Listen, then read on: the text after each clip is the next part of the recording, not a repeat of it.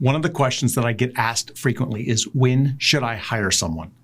There's really only two reasons to hire someone. Number one is capacity, and the second reason is capability. There is a third reason that we should hire someone, but we should never use it, and I'll talk about it in this video.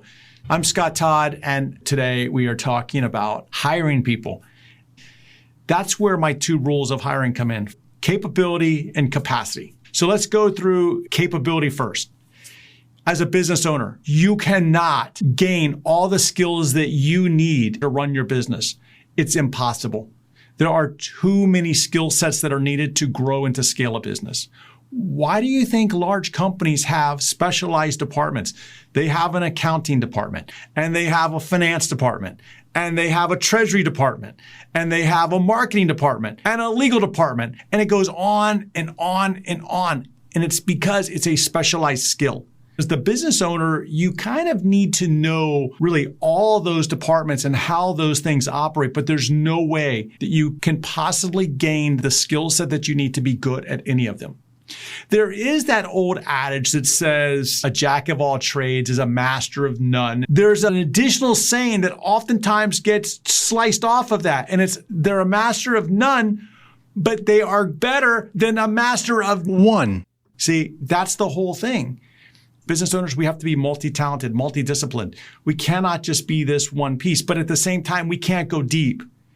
We have to be wide, but we need people who can go deep for us, and that's the capability part. We don't have the capability, or someone on your team doesn't have the capability to do what you need another person. Capability. The second reason is capacity. Capacity is like, hey, we're churning this stuff out, but we can't take anymore. We're rowing the boat as fast as we can. We can't row any faster. This is it. We're at max speed. So what do? We add someone in the back of the boat who's going to help us row faster and farther. The capacity is going to allow us to expand the capacity of the business. It's no different than if we were just expanding our footprint, expanding our office space. We're gaining more capacity. And that's why we want to do that. So when we're dealing with capabilities, we don't have the skill set to move forward. We need somebody. When we're talking about capacity, we need to expand on that. And it's in the capacity world that we want to really think about this. Are we multiplying what we're doing? Is this person going to help us multiply? Are they going to help us grow faster? I think one of the things that business owners often struggle with is this concept of return on investment. In everything that we do, we expect a return on our investment. If I asked you, hey, make an investment with me, you're going to be like, sure, what's my ROI? But yet, when it comes to hiring people, we see that as an expense. But it's not an expense. If I add you to my team, I am making an investment in you and your capabilities to add more revenue or more profit. When I was at the Hertz Corporation, in my first role there, I was a controller, and the region controller that I reported to, he basically said to me, hey, here's your salary. I expect you to produce 10 times that amount in quantifiable returns to this company. Keep a list. And he was serious. And I did keep a list. I would save the company money. I would log it on my list. I would come up with an idea that we could start charging revenue for. I kept it on my list. At the end of my year, I'm like, here's my list. You said 10X. I beat it. It's 12X. So do you do that with your employees? I expect everyone on my team to produce revenue or profit or both. I want to know what value you're bringing to the organization and what my return on investment is on you. What I find is that most business owners, they don't seek that return on investment. Again, they think of their employees as kind of an expense in that aspect. And I just caution you against that thinking, because it doesn't work. The math doesn't work if you're not getting a return on it. There's no way that it's going to work for you. One of the things that I talk about also is the wrong reason to hire someone. And the wrong reason that we want to avoid at all cost is this. We don't want to hire someone to fix a chaos. We don't want someone to fix a mess for us. They just can't do it. There are specialized people who are really, really good at fixing messes. They're rare. It's a rare skill set. And if that's what you truly need, then you need to make sure you're hiring for that. But when we add someone to fix something for us, or we just think like, oh, they're just going to use all their skills, they're not. They have to kind of get plugged into something, some system that's there, and then it works. Let me tell you about a person that I hired once. Everybody was telling me like, oh, you need SEO, you need SEO. And I agreed, I need SEO. I needed SEO help. So I did what most people do is I went out and I started looking for an SEO expert. I didn't want an external company to do this, a contractor. I wanted it to be someone on my team. So I hired an SEO expert. In the interview, man, they talked a fantastic game. They're like, I got them to page 1 on Google, and you've heard it all before. You can imagine where it goes. And I'm like, you are fantastic. You're hired. I hired them.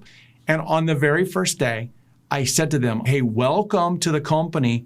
Where are you going to start? And they're like, literally, this is day 1. This is where I realized I had a problem when they said, well, where should I start? And I'm like, well, what do you mean? You're the expert. I hired you to do SEO. I don't know anything about it. And they said, well, okay, well, what keywords should I rank for? And I'm like, I don't know. You have to figure that out. That's why I hired you to figure this out. And they struggled. They would have been really, really good if I plugged them into a system. They would have been really, really good if they had a leader, a manager who could say to them, go do this.